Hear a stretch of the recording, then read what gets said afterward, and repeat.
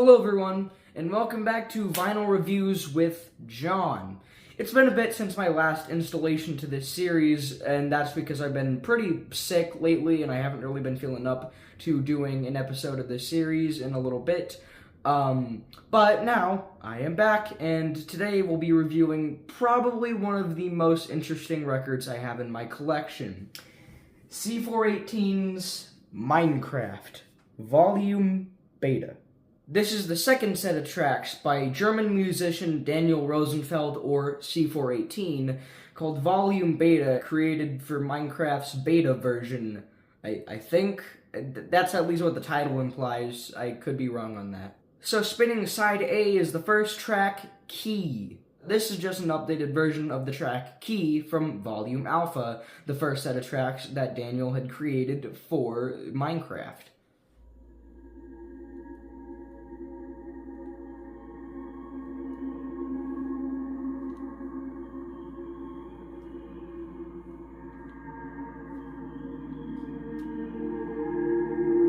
This version is a lot more gooey and echoey. It has just more reverb than the original, which the original already has a lot of reverb to it, so, this is just kind of like overkill with the reverb, but not in a bad way. About halfway into the track, a pulsating synthwave comes in, and it just kind of creates a warm and also cold atmosphere.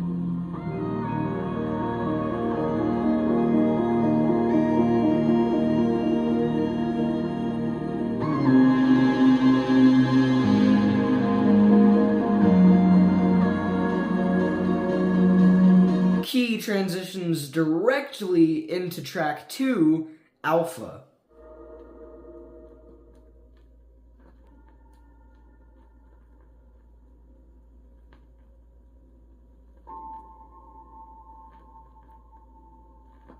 Alpha is one of those songs that doesn't really play in-game at all, which is a damn shame because this is one of his best songs.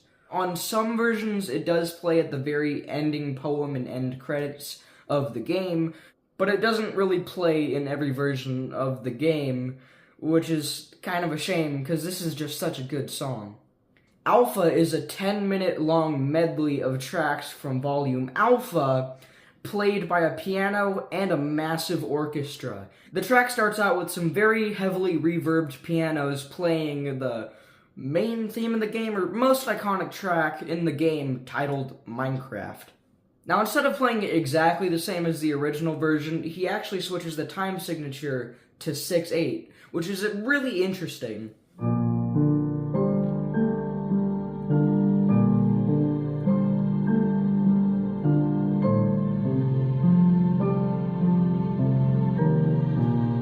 Once that segment of the song ends, the orchestra picks up into a version of Mice on Venus, another incredibly iconic track from this game.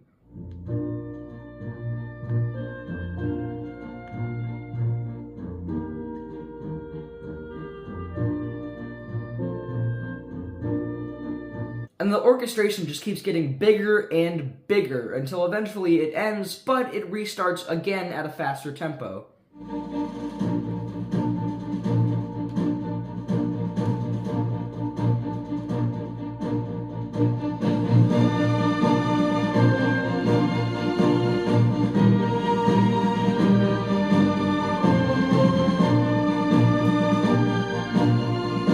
There's this massive crescendo at the midway point of the song that sounds like you've, reached the summit of a mountain.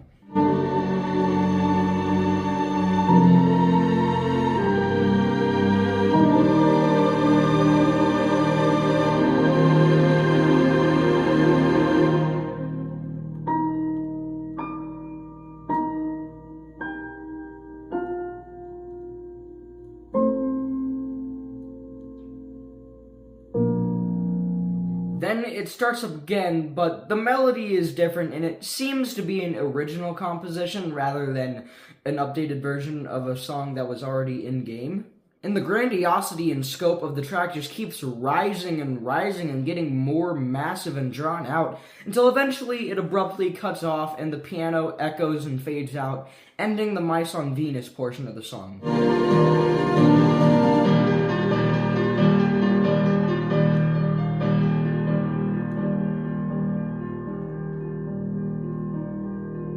From there comes a version of Moog City.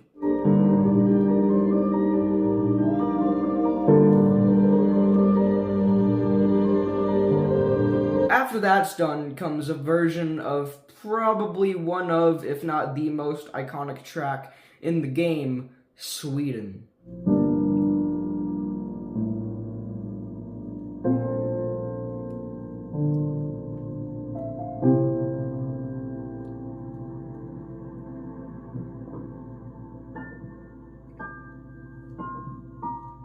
Up next comes track 3, Blind Spots, one of 6 tracks to be used in the game's creative mode.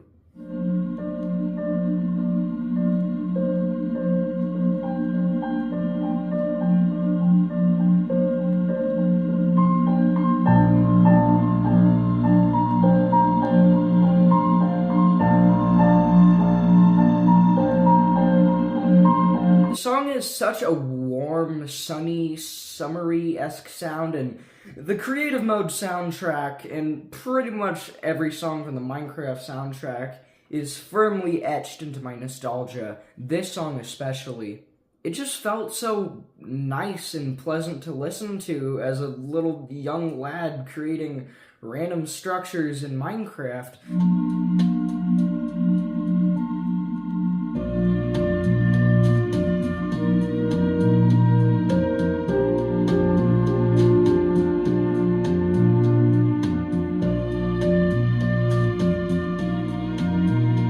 The song's built around a pretty structureless floating piano and some synths.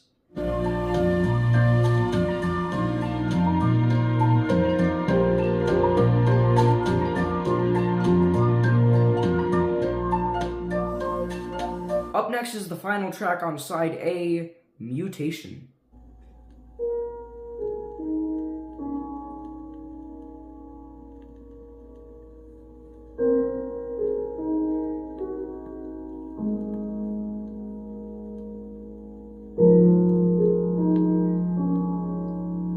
It's one of the tracks that plays during the title screens, and this is one of the most nostalgic tracks in the game for me, because, well, I just heard it when I was booting up the game, and it just sounded so otherworldly. There's nothing quite like it. Mutation is a mutated version of the track Minecraft. The strings are so grand, it is just really awesome.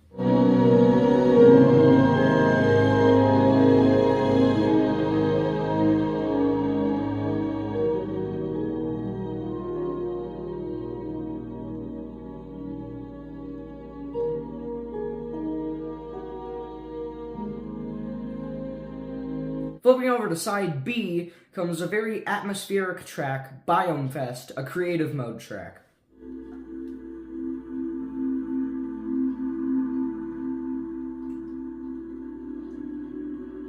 The intro to this track has a very warm, breezy feeling, but also kind of a distant sadness to it that it's really hard to place.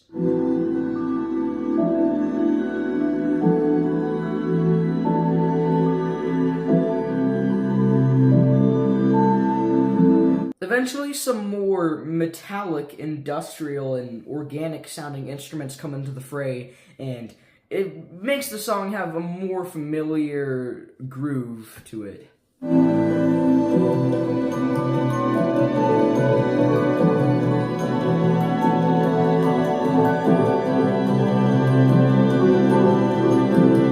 Up next is probably the most well-liked track out of all the creative mode tracks, Aria Math.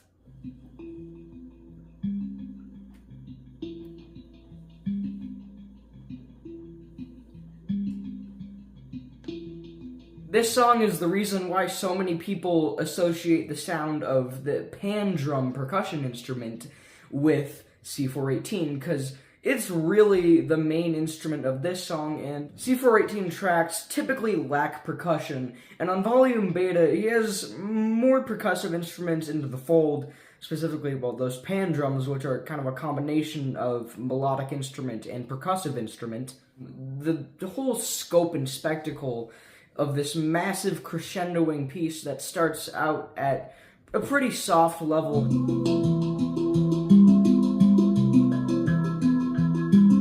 how it all builds up.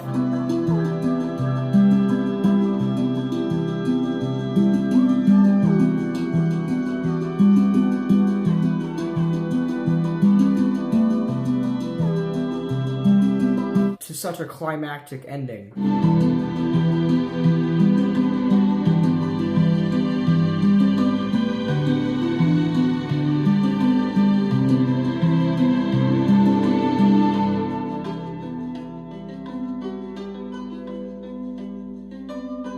Up next is the final track on side B, titled Tazwell.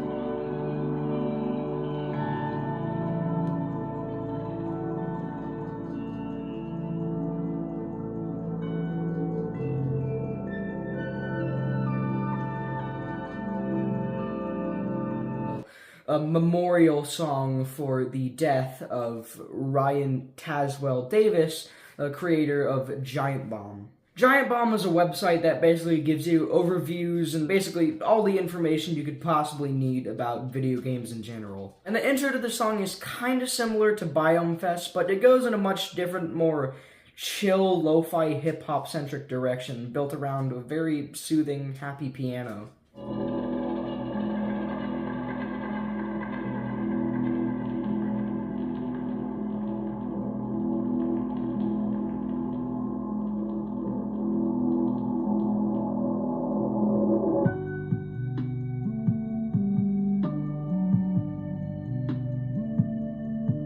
It's a very bittersweet, nostalgic song for me. It's just, even with no lyrics, it still sounds very sentimental and just thankful for all the memories of whatever you associate the song with.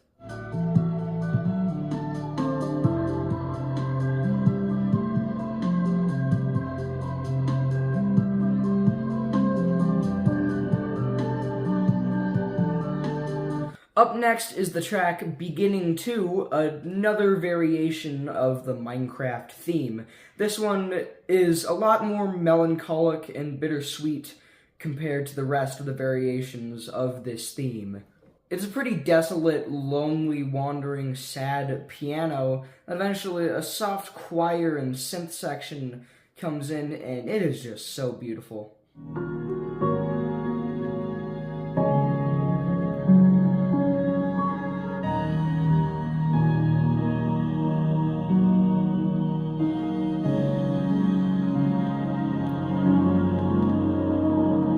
It evokes a pretty poignant feeling. It's very distant and kind of dreary, and yeah, it's just a great track.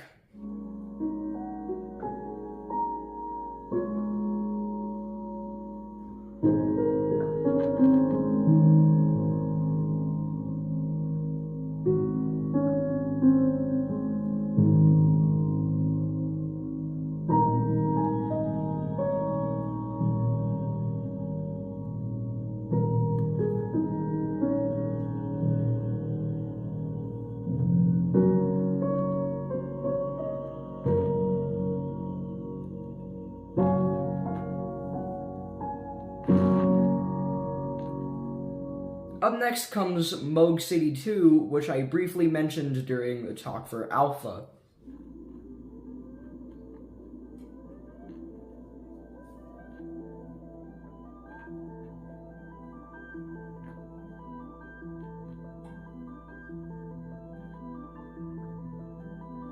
Moog City 2 is, well, an updated version of the original Moog City, where he actually uses Moog synthesizers, and there's just such a grandiosity to when the piano comes in. It's just like a perfect title screen track. This is one of the multiple title screen tracks on this album.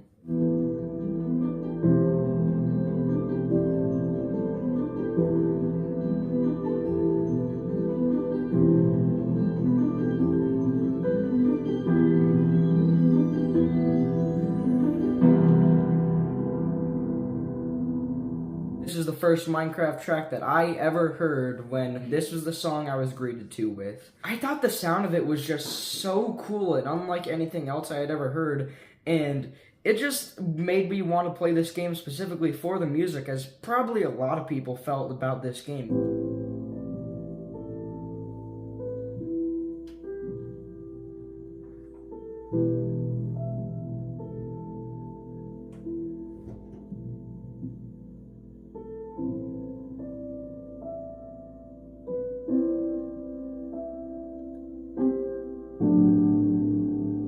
After Moog City 2 comes The End, a track written for, well, the end segment of the game. This track I don't really have a lot to talk about. It starts out with, yet again, the Minecraft theme, but it slowly starts to get more distorted and basically unrecognizable. Eventually, all that stops and you hear tons of snippets of previous tracks in the game. It's kind of like another version of Alpha, but a lot more creepy. And all the tracks that attempt to play underneath are just drowned out by this distorted, chaotic sound.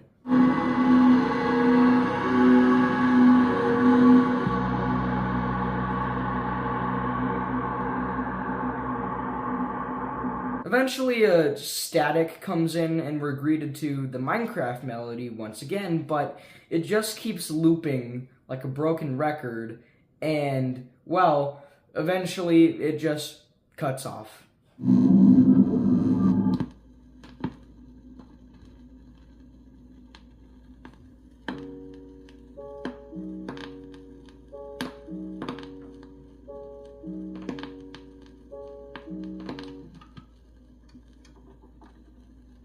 Flipping over to side D comes the track Kyoto, which is named after, well, the city in Japan.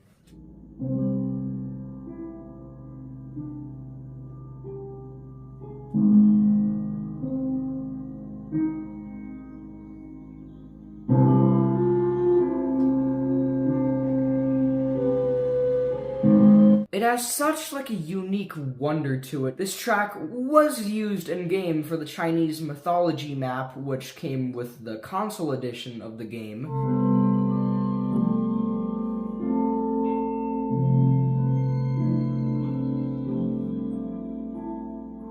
Up next comes one of the music discs, an item in the game. You pop these bad boys in the jukebox and they play a given song, and this one is called Chirp.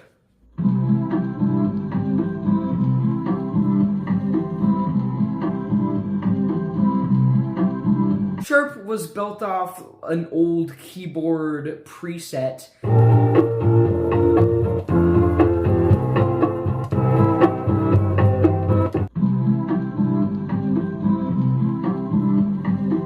And it's just a really interesting old sounding track.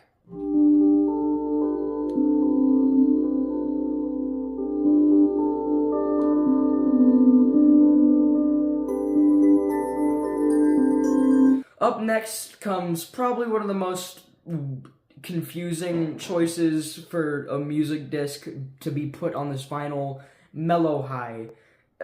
I don't really get why this was on the vinyl. Like, you're not going to include all the tracks on the album, but out of all the music discs you could have put, why Mellow High? It's kind of the least liked of all of the music discs because it just sounds weird.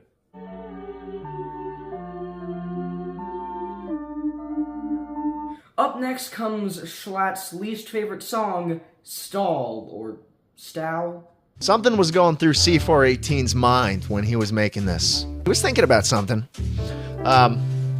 He was thinking about the Holocaust is what he was fucking thinking about. This song has caused so much fucking pain. He puts Stalin. He puts fucking Stalin in the jukebox. Yeah, Are you fucking kidding me? Are you out of... This track is unlike anything that C418 has done, taking on, well, a jazz feel.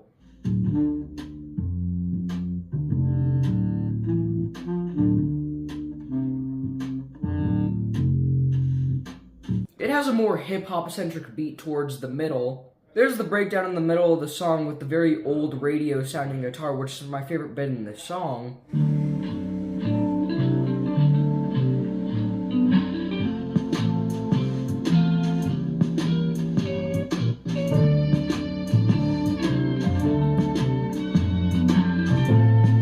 And of course, the most iconic and divisive section of this whole song, that hook played on that damn recorder. I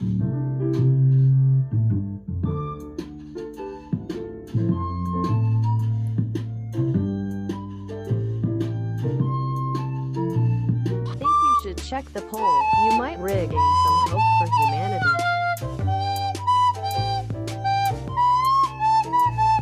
Stahl is an F. Up next comes the track 11, not to be confused with Music Disc 11, no. Now, C418 actually knew this. He did this as a joke to basically confuse the people who thought it was going to be Music Disc 11. And it even starts with the exact same vinyl record surface noise that has in Music Disc 11. It's interrupted by a very loud record scratch sound, which goes straight into just a piano piece. And I'll be honest, this did actually fool me, because I hadn't heard the song before, so, when I was listening to the vinyl for the first time, I thought something was wrong with the record. But no, that's actually just how the song sounds.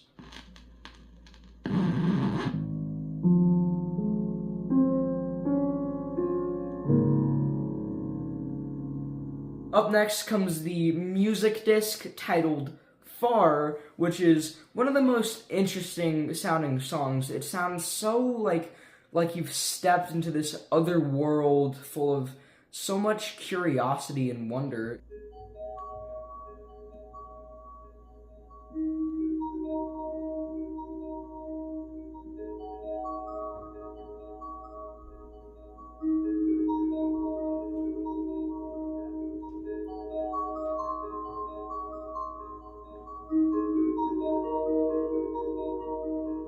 It has a really unique tropical kind of sound to it with that, hand and auxiliary percussion.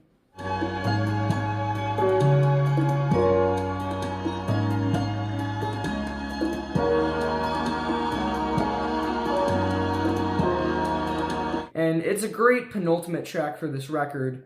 And then comes the final track, Intro. Intro is kind of like Radiohead's Videotape in that it creates a very depressing end to an otherwise pretty happy sounding album.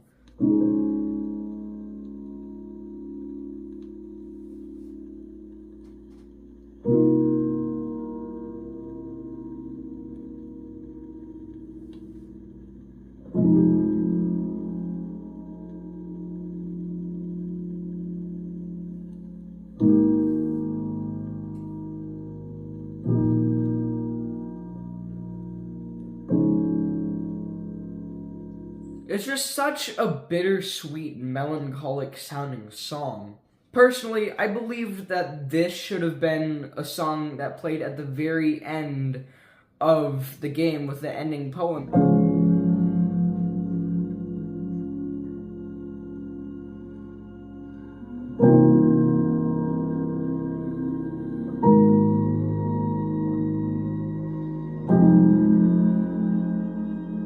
The song is very sparse and ethereal. It's really just a piano, a very quiet synth part, and it ends with this cascading choir.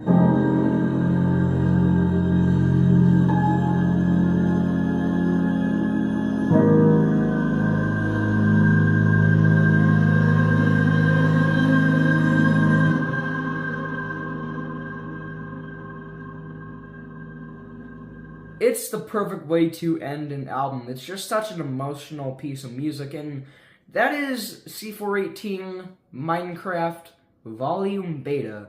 One of the most interesting records I have in my collection, and I really aspire to compose and create music similar to C418. It's just such a great album, and I actually recommend you give it a listen, because it's just such a unique body of work. And if you like this album, I totally recommend you buy it on vinyl. The vinyl experience of this album is it really enhances the listening experience. So that is my review of Daniel Rosenfeld, aka C418's Minecraft Volume Beta.